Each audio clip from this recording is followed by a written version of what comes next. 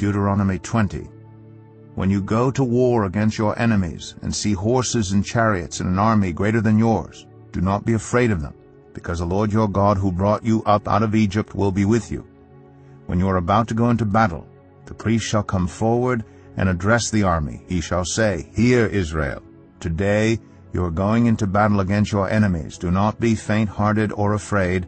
Do not panic or be terrified by them. For the Lord your God is the one who goes with you to fight for you against your enemies to give you victory. The officers shall say to the army, Has anyone built a new house and not yet begun to live in it?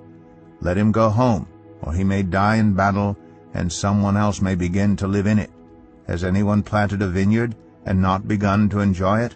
Let him go home, or he may die in battle, and someone else enjoy it. Has anyone become pledged to a woman and not married her? Let him go home, or he may die in battle, and someone else marry her. Then the officers shall add, Is anyone afraid or faint-hearted? Let him go home, so that his fellow soldiers will not become disheartened too. When the officers have finished speaking to the army, they shall appoint commanders over it.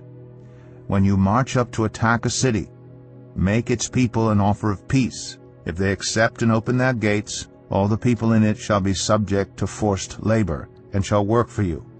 If they refuse to make peace and they engage you in battle, lay siege to that city. When the Lord your God delivers it into your hand, put to the sword all the men in it. As for the women, the children, the livestock, and everything else in the city, you may take these as plunder for yourselves, and you may use the plunder the Lord your God gives you from your enemies. This is how you are to treat all the cities that are at a distance from you and do not belong to the nations nearby. However, in the cities of the nations the Lord your God is giving you as an inheritance, do not leave alive anything that breathes. Completely destroy them, the Hittites, Amorites, Canaanites, Perizzites, Hivites, and Jebusites, as the Lord your God has commanded you. Otherwise they will teach you to follow all the detestable things they do in worshiping their gods, and you will sin against the Lord your God.